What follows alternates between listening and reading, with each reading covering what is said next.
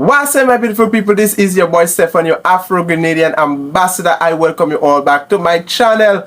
Viewers, subscribers, I appreciate you. And don't forget to watch all the ads that are placed on my videos. Thank you very much for the love and support. Well, guys, in this video today, Grenada along with Caricom have responded in regards to the visa restrictions that was imposed, or the US is planning to impose in regards to Cuba. Well, guys, let's take a listen to the report and then we will come back and talk all about it. Caricom foreign affairs ministers have written to the U.S. State Department seeking clarification on a statement that has the potential to impact U.S. visas for Grenadian and Caricom nationals. Janelle Dick has this evening's first report. Grenada's Foreign Affairs Minister Joseph Andal, who participated in the CARICOM Council for Foreign and Community Relations meeting, that's the COFCO meeting on Friday, said the ministers agreed to write to the U.S. State Department to seek clarification about the statement which was issued on Tuesday by U.S. Secretary of State Marco Rubio. The COFCO meeting was held to discuss the Trump administration's decision to revoke visas of foreign government officials whose country employ Cuban doctors and nurses. In a statement on Tuesday, U.S. Secretary of State Marco Rubio said the expanded restrictions target individuals and immediate family members of individuals believed to be responsible for the program, which he described as forced labor. The statement reads, and I quote, "Today, we announced the expansion of an existing Cuba-related visa restriction policy that targets forced labor linked to the Cuban labor export program. This program policy applies to current or former Cuban government officials and other individuals, including foreign government officials, who are believed to be responsible for or involved in the Cuban labor export program, particularly Cuba's overseas medical missions. This policy also applies to the immediate family of such persons." End of quote. Andel said foreign ministers felt the statement, as issued, needs some clear specification, and it was agreed that CARICOM ministers should seek clarification and at the same time request a meeting with U.S. Secretary of State Marco Rubio. No deadline was set because we cannot dictate the schedule for him, but we all agreed that such a meeting should be with the highest level, and that is meeting with him, Andel noted. The meeting will be arranged by COFCOR. Andel stated that in the meantime, Grenada will continue to honor its health agreement with Cuba. "We have an agreement with Cuba, and we will continue to respect the terms and conditions. We expect to continue that relationship with Cuba, and if anything, we will cross that bridge when we get to it," Mr. Andel added. COFCOR is a CARICOM body that coordinates foreign policy and promotes cooperation among member states. Grenada over the years has signed agreements with the Cuban government that provide for doctors and nurses to render their services through medical missions. Through the health agreements, hundreds of medical personnel from Cuba have contributed and continue to contribute to Grenada's public healthcare system.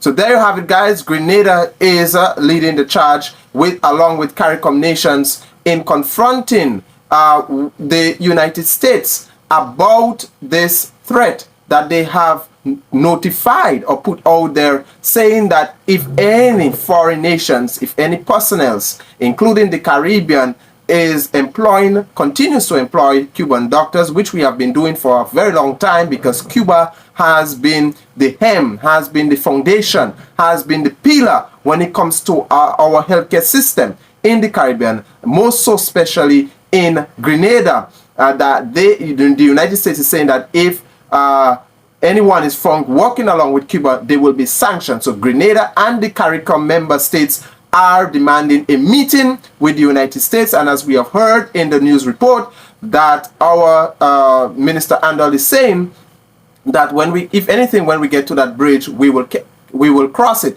Well, I expect when we do get to that bridge, if anything, that the United States, if they mean what they are saying, if they intend and insist that they will go ahead with this policy of visa restrictions on Caribbean nations, people, even persons, individuals that are working along with Cuba, I expect that our government here in Grenada will stand with the people of Cuba. And our Prime Minister, I am learning, have indicated that we will continue with our commitment to Cuba. Now is not the time for us to abandon our relationship with Cuba. Cuba have been a true friend to the Caribbean region, not just Grenada, but a true friend to the Caribbean region. So I expect that our leaders stand with Cuba, come what may. Whether there will be sanctions or not, we will not spoil, we will not ruin, we will not allow the United States to come